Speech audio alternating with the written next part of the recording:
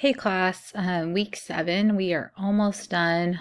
This is your last life lecture because next week you have to finish up all your capstone assignments and everything that we need to do to be done with this class. And so I want to thank you for the last 8 weeks. You guys have done great work on your thoughtful considerations on Blackboard. There's a lot to consider, when you enter this field, whether it be accidentally forgetting to say limits of confidentiality, or dealing with self-harm, or dealing with your own personal issues and how that could infiltrate into therapy. There's just a lot to consider. Our job is kind of complex and very important, and we play a very important role in people's lives and have a lot of opportunity to do great things, but we also have a lot of opportunity to do harmful things. And so we want to make sure we're doing the latter versus the more harmful things. So hopefully this class has prepared you for that in some sort of way. That's my hope, at least.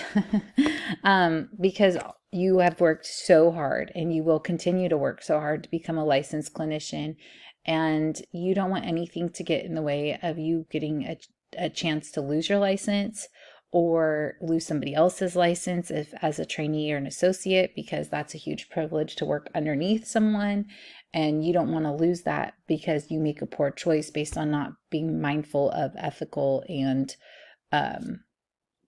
considerations and legal considerations.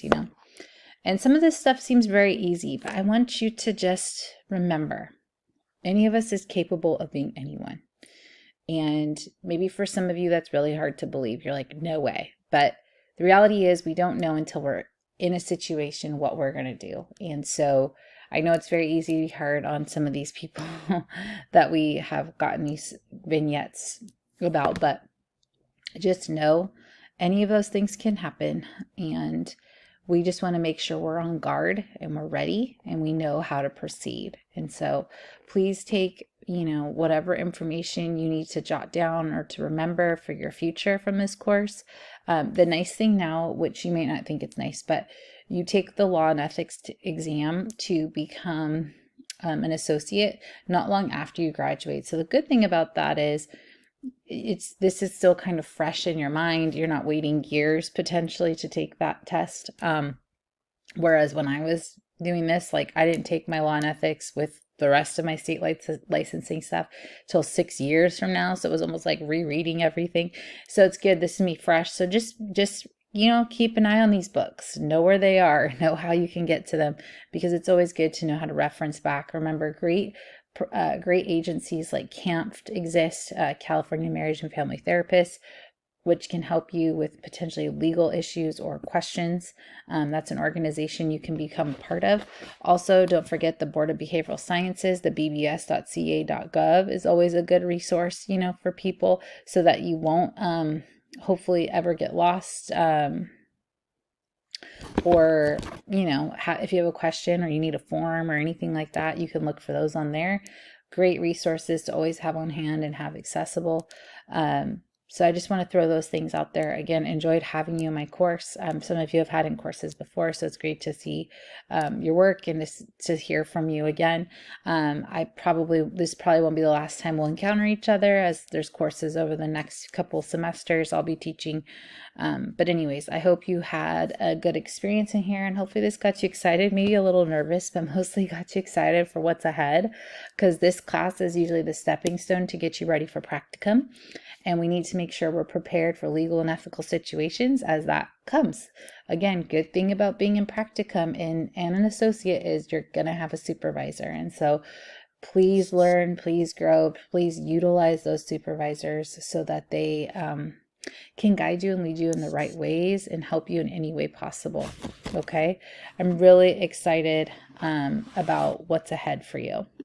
Lastly, I just wanted to bring up some things about group work, because mostly we've talked a lot about individual family work. Group work is very interesting, and you'll learn a lot more about this in human communications in group. Maybe some of you already taken that class, actually probably with me last semester. But group work, its confidentiality is interesting because obviously as the clinician, you will maintain confidentiality, but you're with a room full of people who are going to have to say they're going to keep confidentiality.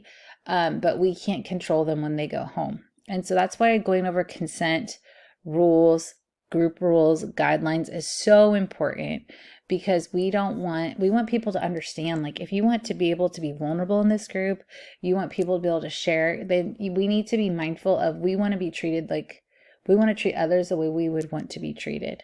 Okay.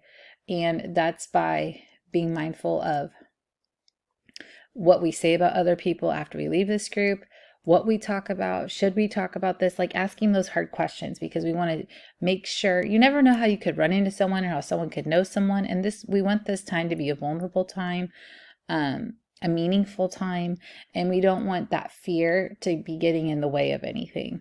Okay. Group can be difficult because, everyone's in different places potentially. And that's where certain groups, they screen before you join them. Other groups are open groups, so it could be a different person all the time. It's just like AA meeting. It could be different people every week. But that's where, as a group leader, we have to really uphold the standards, set the tone. If you have a co-leader, hopefully you work well together and we're not causing any sort of, negative impact on the group. You want to make sure you're collaborating well, not setting one another up against each other, all those kinds of things. You just want to make sure it's effective and it's well handled and well described, making sure, again, confidentiality is stressed every week. We just want everyone in that group to feel safe and feel like they can get what they want out of the group. And then obviously when you start the group, and sometimes this is in the consent forms that you give, but like, how long is the group? When is termination? Making sure we're prepared for termination so that nobody's caught off guard, no one's shocked. The group rules are very clear. So if somebody gets to a place where they're going to maybe lose the privilege of being in the group, they're not shocked or surprised. We want to make sure everyone understands what is going on and when it's going on, so that we don't create any sort of trauma to any group members. Okay, it's a unique process. It's very helpful. Groups have a lot of transition in them, especially if they're like an inpatient setting or a rehabilitation setting. Groups have people that come in and go, and that's the beauty of it. Everybody doesn't need, maybe somebody's just starting recovery, someone's just leaving recovery to go out into the real world, But as long as everyone knows what the transition is like and how to prepare for it, then we're not going to run into any ethical issues. Okay. And so we really hold the key on that for group and set the tone. And so making sure that you're ready to assert yourself in an appropriate way, set a standard, a tone, so that group members can follow and be respectful of that. Okay.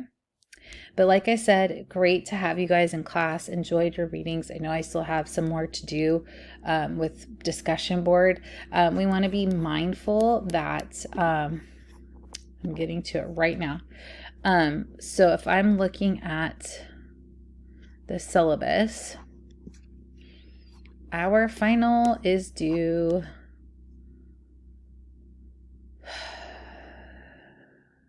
your capstone is due week 8, day 4. Okay. So please be mindful of that. And just, be aware. Okay. Start working on it. Just know it's not week 8, day 7. It's week 8, day 4, because I have to grade them all and submit them so I can submit grades. So please be mindful of that. There's not a discussion board week 8. There is a discussion board this week for week 7, and I will be grading your week 6 discussion boards after today, and start working on them. And then your final exam is due this end of week 7. So week 7, day 7, your final exam is due. Okay. So this week, which is week 7, your final exam. The next week is your capstone essay, which is week 8, day 4. Okay. Just important looks at that. Yeah. So I wish you all the best. I hope for your practicum, wherever that may be, that you're excited and ready and looking forward to what's ahead, because this is when all this stuff you've been learning, you get to put it into practice. It's just really exciting and thrilling. Okay. I wish you all the best. Bye-bye.